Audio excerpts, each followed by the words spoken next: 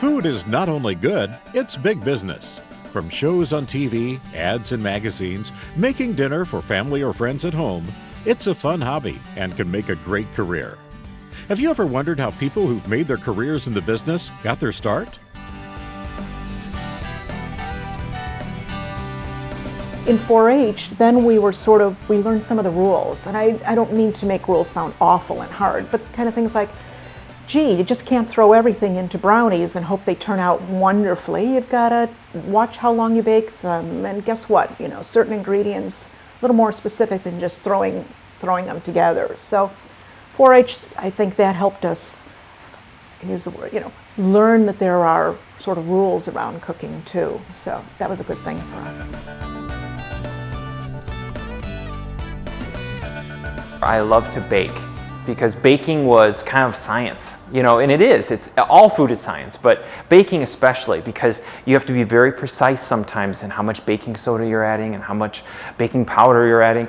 And it's just exciting to mix all these things together and then put it into the oven and then see what happens at the end. So, I love to bake, and I thought that was the most magical of things to make.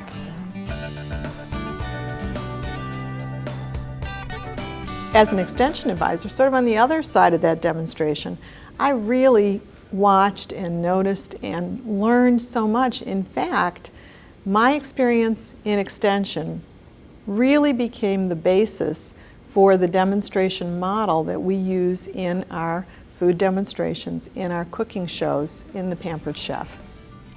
4-H is one place where you can learn skills specific to your career interests. And when it comes to food, one skill that is important to learn is how to give a professional food demonstration. So we'll cover organization, techniques, practice, and presentation.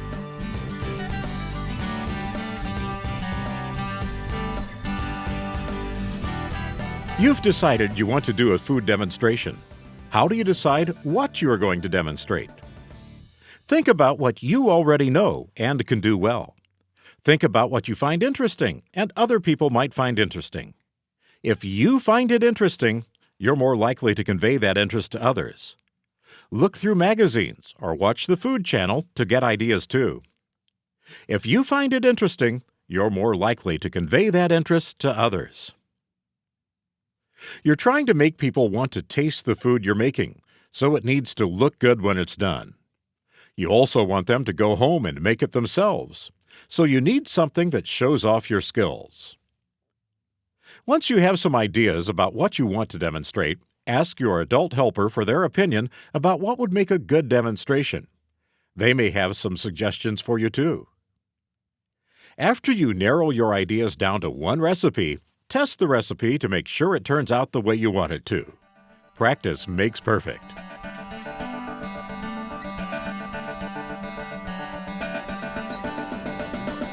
Where can you find a good recipe for your food demonstration? You have many options available to choose from. You can start with your 4-H manual and use it as a guide to find a recipe to demonstrate. You can look at some other sources for recipes like cookbooks, magazines, and the internet. Read the recipes through to see if the ingredients cost too much or if it will take longer than 8 to 10 minutes to demonstrate the food product. Have you eaten or made the product before? It could be right in front of you. Using a recipe where you know what to expect can be helpful when choosing a recipe for a demonstration.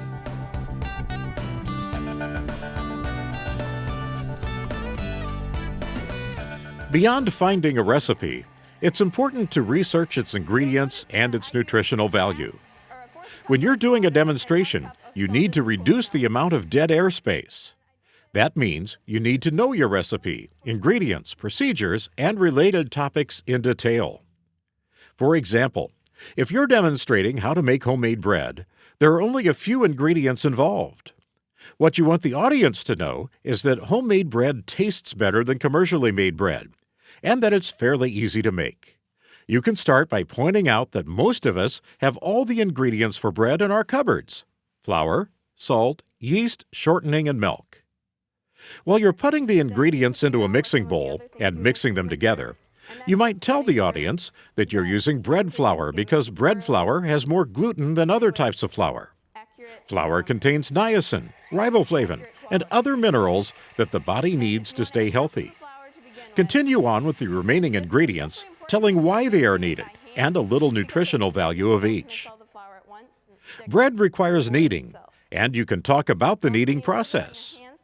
Research each step that you do, and make sure that you have accurate information to pass along with your tips. Be sure your references are accurate. Also, let people know why the recipe is so good.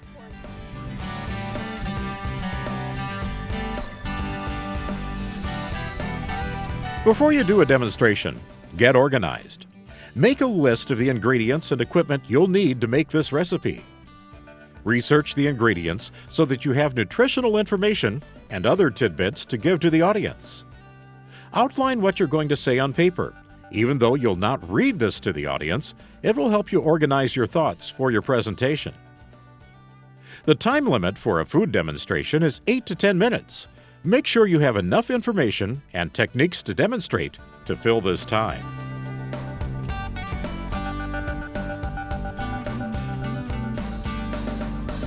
Do you need a poster or handout for your 4-H Foods demonstration? The answer is maybe. If the poster will enhance your demonstration, then it's fine to use a poster. If you do use one, use it to list the steps in the demonstration, not just to show the recipe. Make the writing on the poster large and bold enough so that it can be easily seen from 20 to 30 feet away. Do not use too many words or type that is difficult to read. If you want to give the recipe to your audience, print copies of it on paper so that you can hand it out.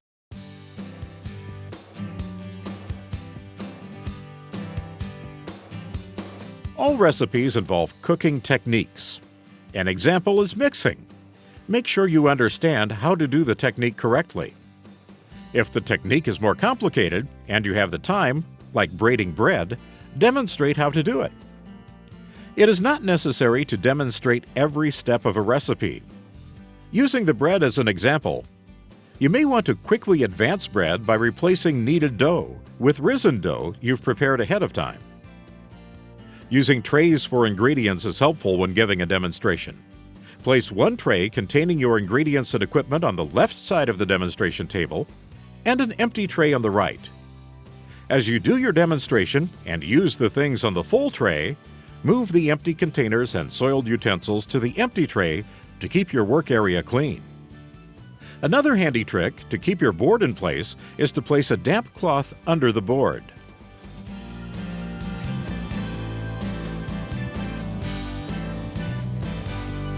It is not necessary for you to show the audience how to measure every ingredient that goes into the recipe.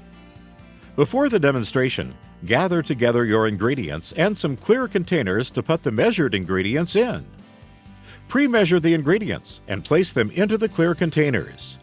Use your checklist to make sure you have all the ingredients for the recipe. If you want to show how to measure a specific ingredient such as flour, make sure to have the dry measuring cup and flat edge available for measuring. Do not measure over your mixing bowl. You can also save time by combining some ingredients in the containers ahead of time. For example, if you are using several spices, all of the spices can be put into the same small container. Before you begin your demonstration, remove the lids and covers from your ingredient containers.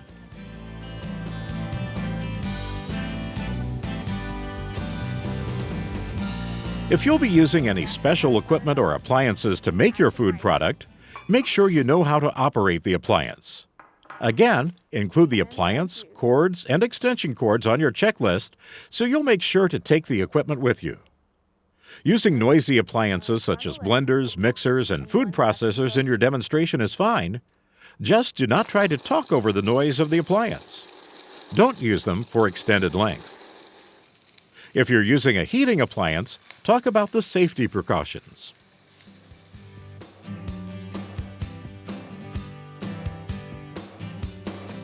In some places where you'll be presenting a foods demonstration, an overhead mirror is available. This mirror helps the audience see what you're demonstrating. Since the mirror allows people to see what you're doing, make sure to keep the area neat and tidy. If you're using notes, the audience can see those too, so keep them to a minimum. At the beginning of your demonstration, make sure that the mirror is situated so the majority of the audience, the judges, can see it. The mirror is particularly helpful in showing your final product. The final product should be displayed attractively. Remember, the mirror will change how you need to place items on the table. If you're presenting a serving of a food on a dinner plate, the mirror will show the product upside down and backwards. Check your setting out ahead of time to make sure you get it right.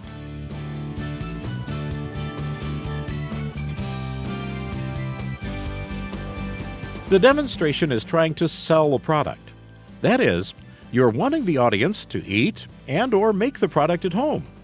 The bottom line is, it has to look good. Showing the final product in a container that is messy, dirty, or not appealing, your audience will not want to go home and make it. To make your product look really special, adding a tablecloth, placemat, decorations, and the like can make for an attractive display of your final product.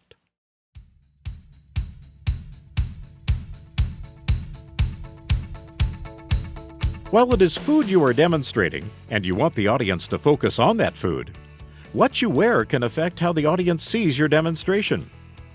First of all, if you have long hair, keep it pulled back from your face during the demonstration. Make sure your hair, nails, and hands are clean and well groomed. Your clothes should be neat and clean. An apron is appropriate to keep your clothes from being soiled. In addition, keep in mind cordless microphone placement if one is available. Do not wear lots of jewelry. Rings, chains, bracelets, and other pieces of jewelry can get caught in equipment or otherwise detract from the demonstration. Last, but certainly not least, wash your hands before beginning to work with food. To make sure your hands are clean, wash them for 20 seconds.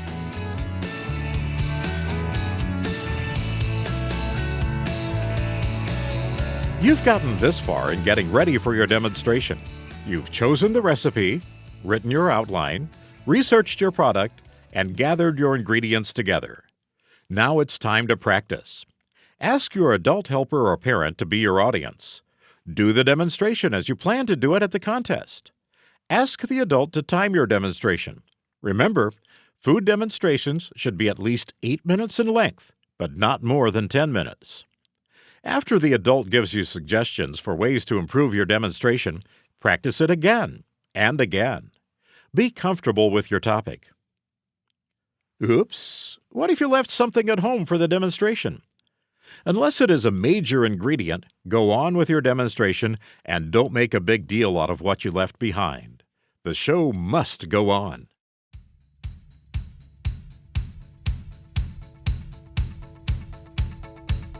One part of food preparation is food safety, safety of the food, and safety using equipment. The 4 main components are clean, cook, separate, and chill. During the demonstration, you can give tips about how to keep the food safe during preparation and storage. You can talk about temperatures of food. For example, if you're demonstrating a meat product, you can tell the correct end temperature for the final product. Avoid cross-contamination. If you're using an electrical appliance, talk about safe use of this appliance. If you're using sharp knives in your demonstration, you may want to include information about safety with knives.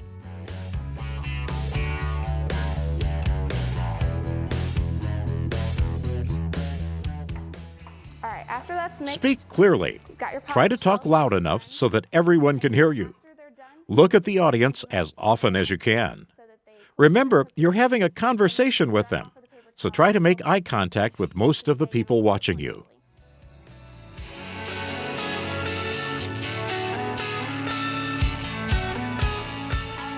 The food demonstration is supposed to be fun for you and the audience. While it can make you nervous to talk in front of a group of people, try to keep smiling. Try to breathe normally during the demonstration. That can help keep you calm and will help project your voice.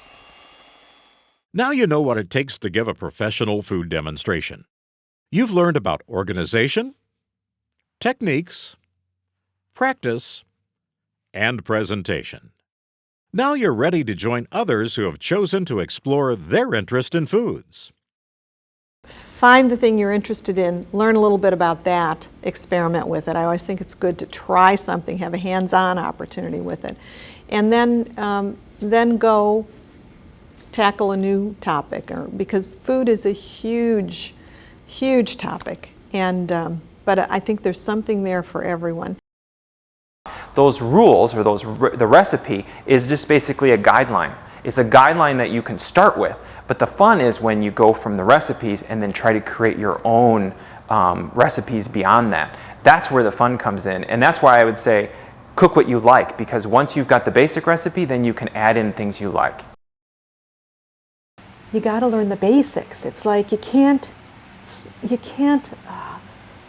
swim across the ocean unless you've learned to first do a basic stroke, right? I mean, learn the basics and get those down, and then have fun with it. This DVD and its features are a great place to start. There are handouts you can use as guides and full-length demonstrations to view. If you have more questions, contact your local Extension office.